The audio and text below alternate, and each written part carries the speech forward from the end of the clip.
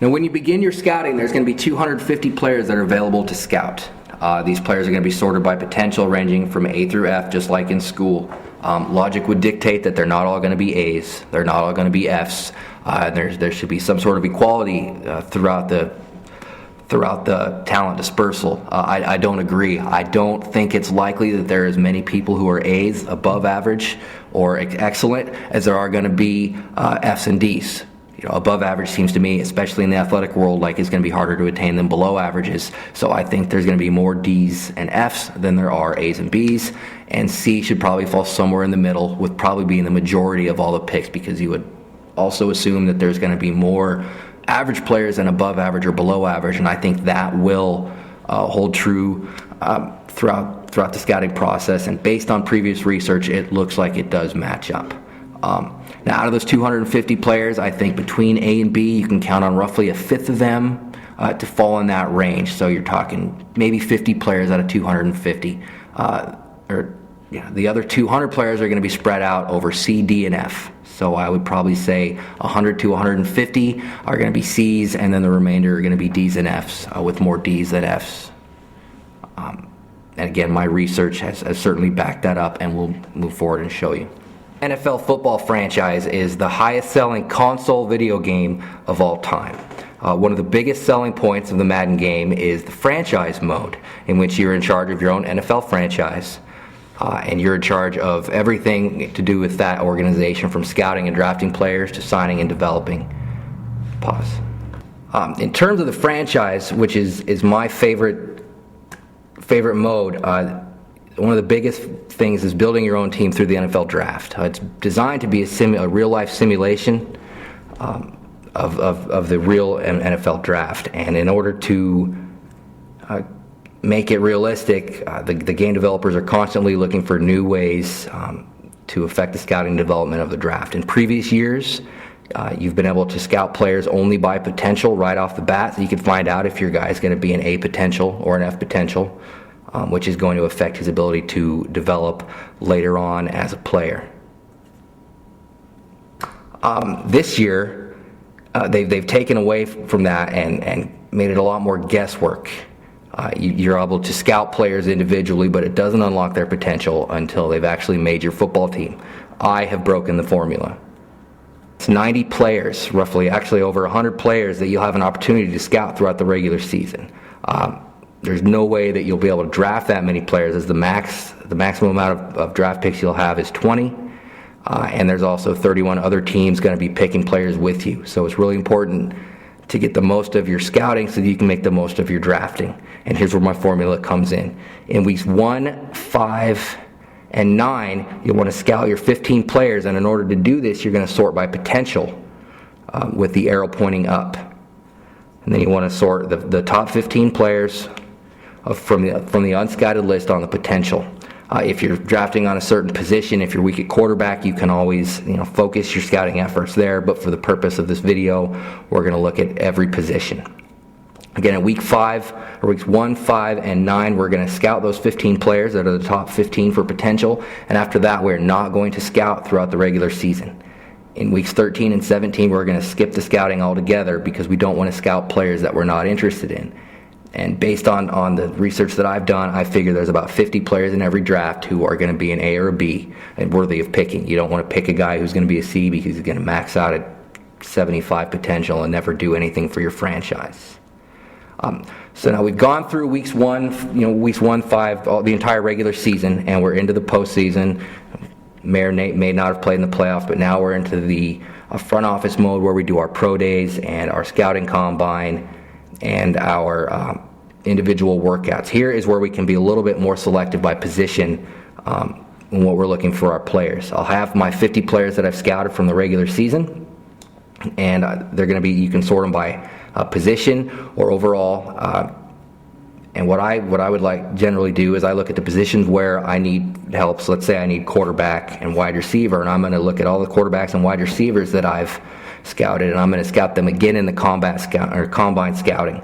This unlocks certain physical attributes like speed, strength, throwing power for a quarterback, but it won't tell you how good they're going to be. It just gives you a good barometer. If we had all of our players from that are available in the NFL draft listed, or if we scouted more than that 50, then we'd be those physical skills that are going to be shown could mess up our scouting. So this goes back to why we're only scouting those 50 players. So in the combine scouting, you're going to pick your guys and scout 20 players. It's going to unlock those physical attributes, and then you move on to the next step. You'll go through free agency.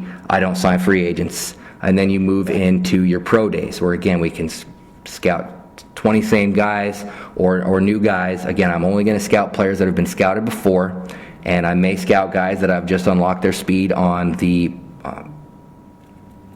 combine scouting, or I may unlock new guys because I want to find more about them. You're going to unlock different physical skills in pro days. So if I scouted a guy before, I can really start to get a good look at what he has. If I scouted him in the combine, then I've got a really good shot at knowing what type of player he is. Otherwise, I've just taken away, now I've evaluated 40 of those 50 players that I scouted as opposed to just 20.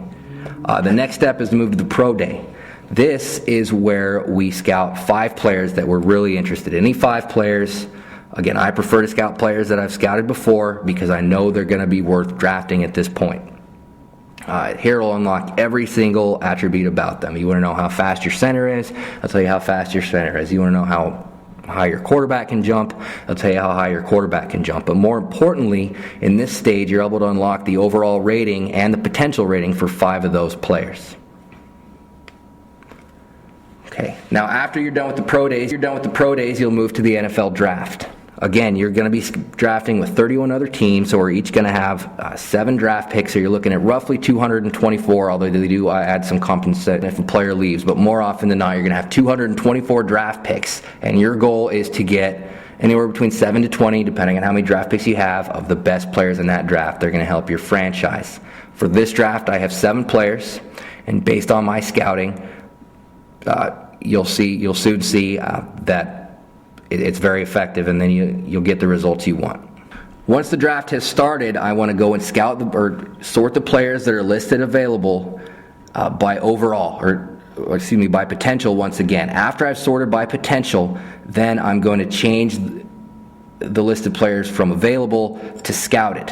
And I can look by position. It's going to only show the players that I've scouted, and that's the only players that are worth drafting. If I haven't scouted a player, then he wasn't worth looking at to me in the first week of the season. Why would he be worth looking at here in the draft?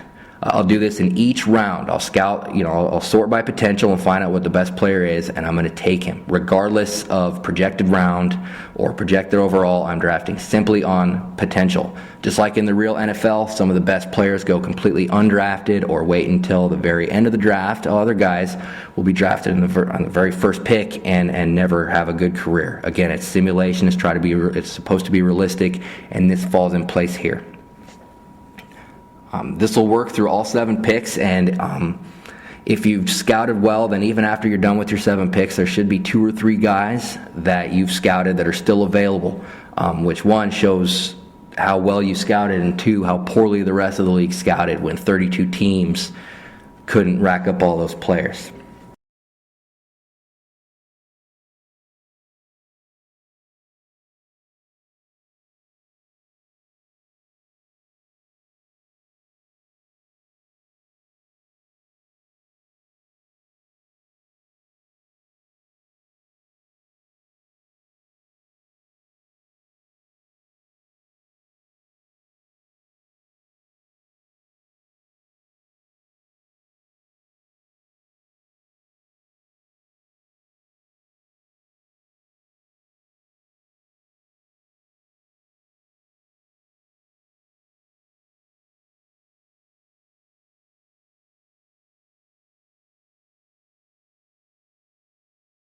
After the draft, you'll move into the preseason, where you'll have an opportunity to scout players.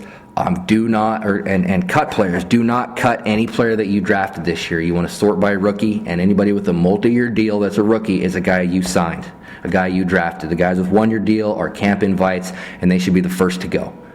Every once in a while, one of those guys will pop up as an A or B potential, but the chances aren't as good that they're going to be that potential as the guys that you've just scouted, and you have to get your roster down to 55 players before week 4 of the preseason. Now, once we get to week 4 of the preseason, we're down to the only 7 rookies I have left are the 7 players that I drafted through those 224 picks. There are 3 A's and 4 B's. So without paying any attention to how to which positions I was drafting and going only on my scouting, not paying attention to what the rest of the league was doing or where the players were projected to go, but only on my scouting, I came up with 3 A's and 4 B's potential, which again, out of roughly 50, you're looking at 1 in 7 of the top players in that draft came to my team. As you can see, the formula works.